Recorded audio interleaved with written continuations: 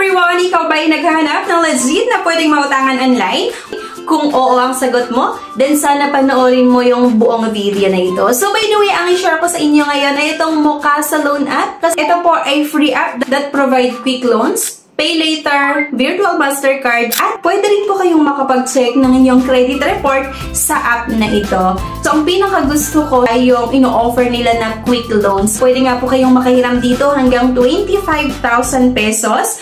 Pero bago ang lahat mga besties, kung ngayon ka nga lang dito sa aking channel, huwag mong kalimutan na mag-subscribe ha, para maging updated ka sa iba't ibang mga videos na ina-upload ko. Kung ano yung mga legit at hindi legit na pwede nating mautangan online.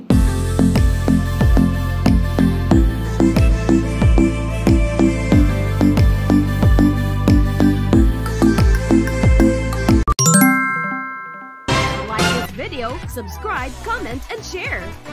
If declined sa bank and other loan apps, pwede niyong subukan yung ibang options. See the links sa comment section below. Disclaimer, try or apply at your own risk.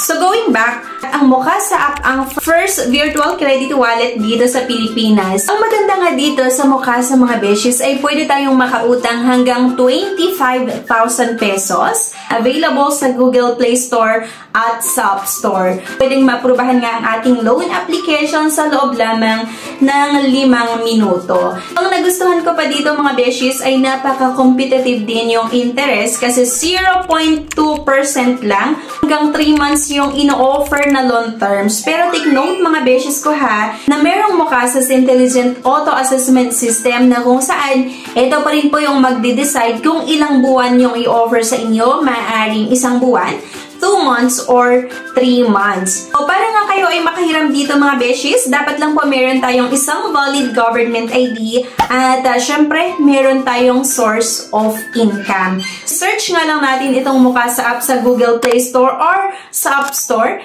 And i-download nga lang natin ito at once na na-download mo, kailangan lang natin syempre na mag-input ng ating valid mobile number.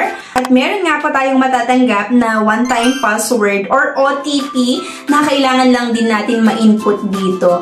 And next nga, sasagutan nga lang natin yung mga basic information like yung kompletong pangalan, home address, yung company name, company address din, at kailangan din natin na mag-upload ng isang valid government ID at meron nga din po itong tinatawag na facial verification na kung saan itatapat nga lang natin yung cellphone nga po sa ating mukha at i-follow nga lang natin yung instruction. At syempre maglagay nga po tayo ng personal references. So after nun mga beshes, ilalagay lang natin kung saan nyo gustong matanggap yung loan proceeds. Pwede nga po via banks or pwede rin sa e-wallets. Sa akin kasi, GCash yung pinili ko dito kasi itong GCash din naman talaga yung napakabilis i-navigate, diba?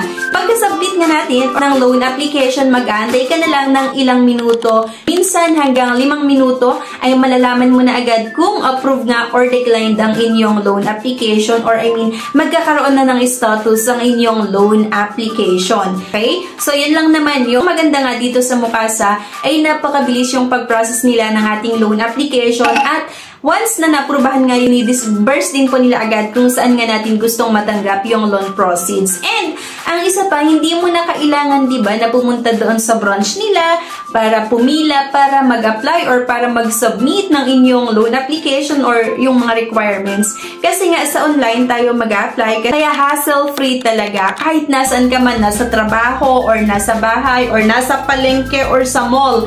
Diba, pwedeng-pwede mong i-download itong Mukasa app kung kailangan mo ng pera para nga sa mga pang-emergency na pangangailangan. Pero take note ulit ha, hindi po lahat ng mga nag-a-apply ay na-aprubahan. So, nakadepende pa rin nga yan sa Mukasa's Intelligent Auto Assessment System kung i-approve nga ang inyong loan application or hindi. So, huwag po kayong mag-aala kasi hindi po scam itong Mukasa kasi nga po registered sa Securities and Exchange Commission at accredited nga din po ito sa CIC or Credit Information Corporation. application. So, maliban nga po sa quick loans, meron din po itong offer na pay later na kung saan pwede kang kumuha ng mga items na gusto mo sa mga partner store nga nitong Mukasa at bayaran na lang siya in installment. So, napakaganda na rin yung ino-offer nga nitong Mukasa na pay later kasi minsan nag-o-offer nga po ito ng 0% interest. At para nga ma-activate itong Mukasa Pay Later, hanapin nga lang natin itong may nakasulat na Mukasa Pay Later. Ito, merong standard account, constructive account, at premium account.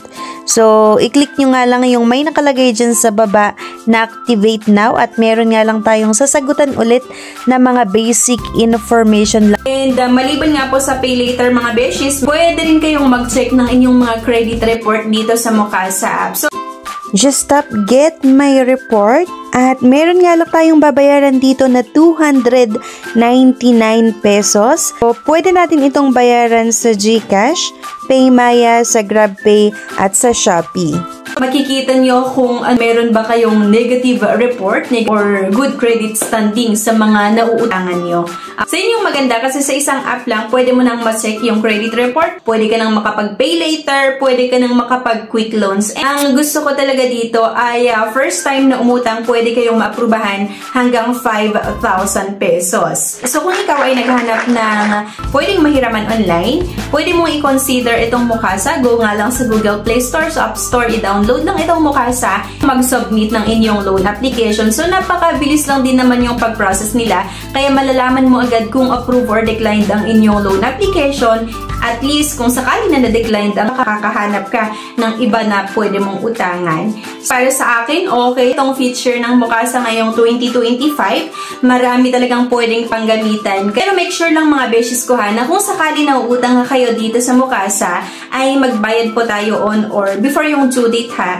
Para kung sakali na natapos mong bayaran yung utang mo at gusto mo ulit na mag-reloan, ay malaki yung chances of approval kasi nga meron kang na-build na good credit standing din. And maganda din talaga mga beshes na kapag tayo ay umuutang sa isang maganda naman or maganda yung offer, diba, na loan amount, yung loan terms or payment terms, ay mag-build na rin tayo ng good credit standing, diba? And isama natin sa mga inaalagaan natin na loan app kasi talaga sa panahon ngayon, napakahirap umutang sa mga relatives or sa mga kaibigan dahil nga nagsisitaasan yung mga bilihin at halos lahat tayo mga beshes ay nangangailangan ng pera and ang hirap lang din talaga maglabas ng pera or magpahiram ngayon. So, itong Mukasa Loan App ay isa sa mga kinoconsider ko rin na pwedeng hiraman kapag kailangan ko nga ng extra cash. So, kung sakali din na meron kayong experience nga dito sa Mukasa, sana po i-comment nyo para mabasa ko rin. At ilalagay ko na lang din yung link sa comment section. Pwede nyo i-check yung link na yan para may route kayo mismo dito sa app ng Mukasa. Okay, so yun lang. Sana makatulong yung video na ito sa inyo para makapag-decide kung uutangan nyo ba itong Mukasa or hindi. So, yun lang. Anyway, thank you for watching. Please don't forget to click the subscribe button. Sana i-like nyo din po yung video at huwag nyo kalimutan na i-share. Thank you guys at see you sa aking next vlog. Bye-bye!